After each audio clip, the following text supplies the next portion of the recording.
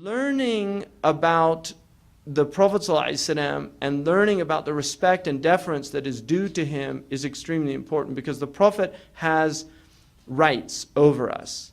He said, لا يؤمن أحدكم حتى أكون أحب إليه.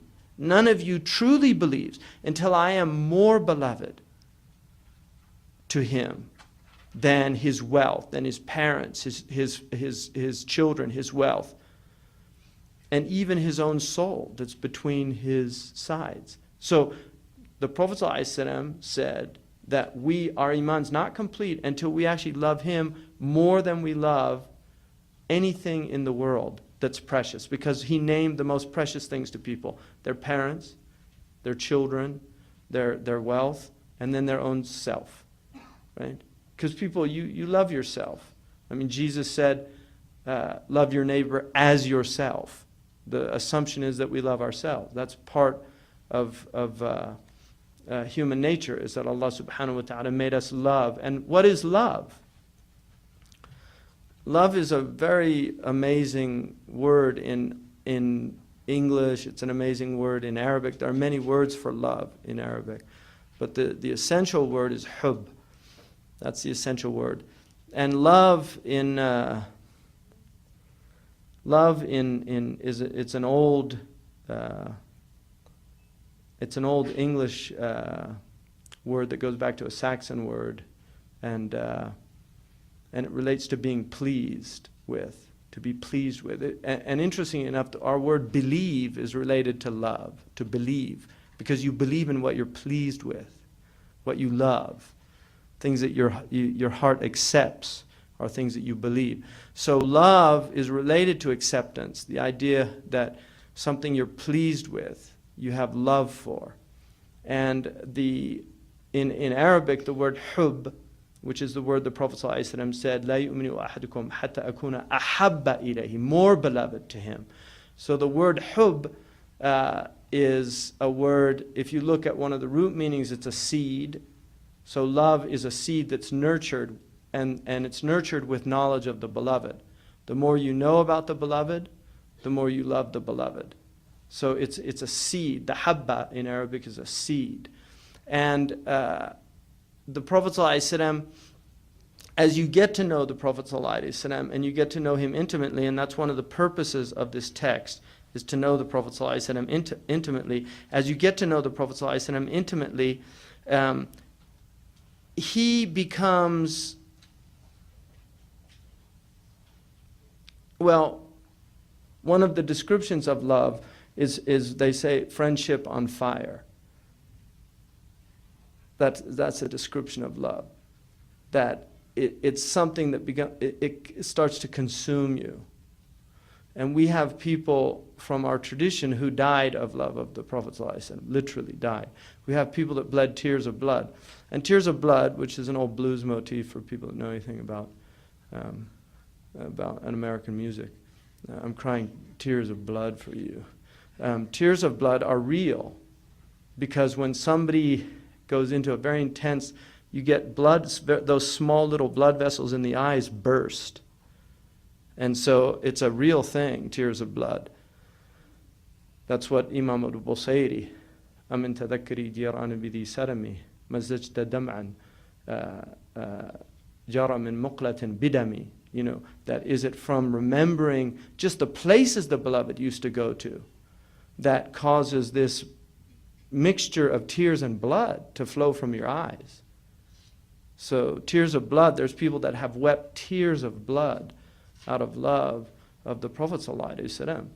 There's people who have literally died from ishq, and ishq is, it's another amazing word. The ashaqa it's a type of vine that begins to grow around a tree, and it strangles the tree, so it kills the tree.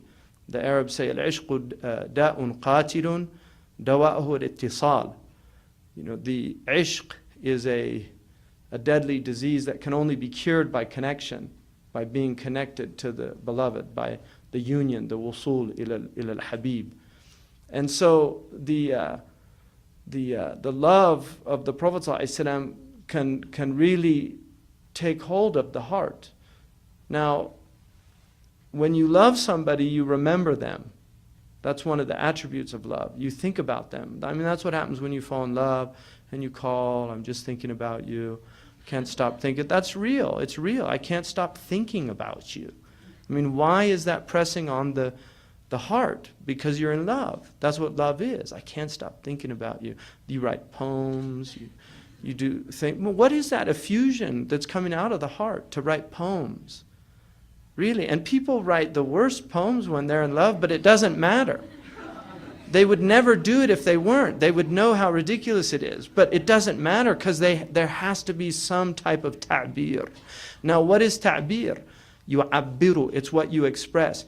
The word ibra, which is a discerning lesson, something you gain, is related to abra, which is a tear.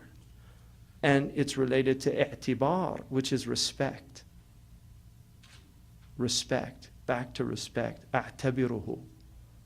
You know, I have respect for him. La ulqi lahu i'tibar. I don't give it any significance. So when something has significance and import and meaning, then it begins to affect the heart. And that's why even the remnants of the beloved, qifa nabki min dhikri habibin wa manziri. This is the Jahili motif of Nasib in the Jahili poetry, is to, Imr al-Qais begins his mu'allaqa by just saying, stop, my two friends, let's look here at where the beloved used to be. Just to look, nibki, and weep over the traces of the beloved. Just to look. These are Jahili people. These are just people that knew what love was, because Jahili Arabs had a deep and profound knowledge of hub. They really knew what love was, and they were very intense in their love. They had intense love. But that's one of the motifs of just buka al atlal, just weeping over places where the beloved used to be.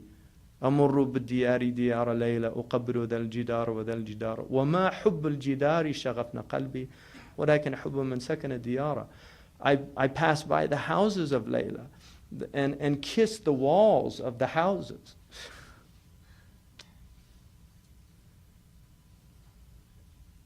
It's just so beautiful.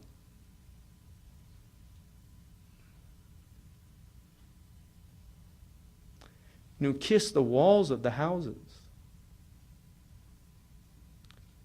But it's not the walls that have enraptured my heart, but love of the one that lives between those walls.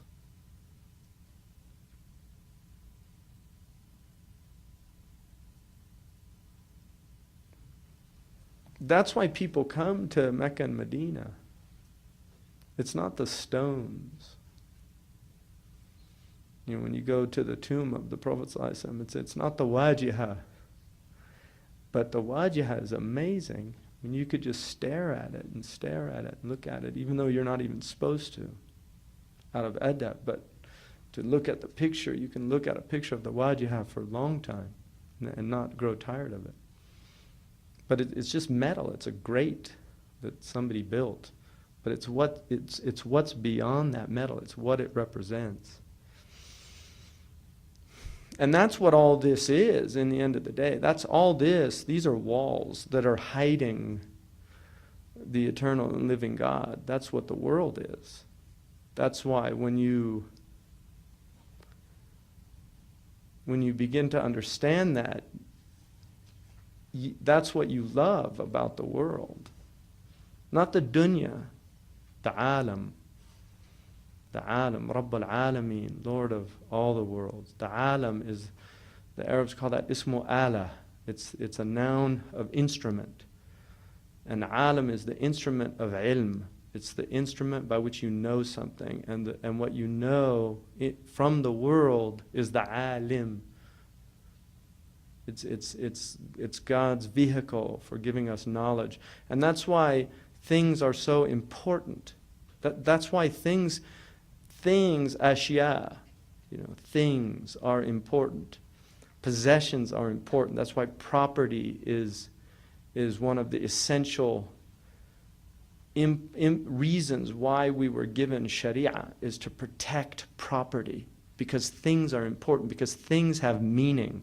The Prophet named all of his things.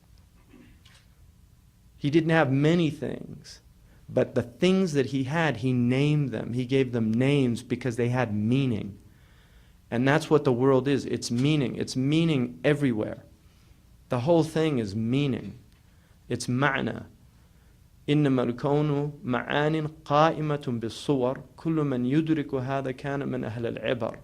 Like the poet said, this whole cosmos is meanings set up in images. And whoever understands that is from the people of discernment, the people of ibar, the people of فَاعْتَبِرُوا يَا أُولِي الْأَبْصَارِ. Think deeply. Give this ibrah. Give this.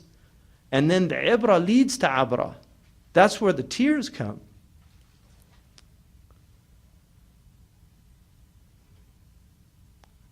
You know, they come from perception of meaning.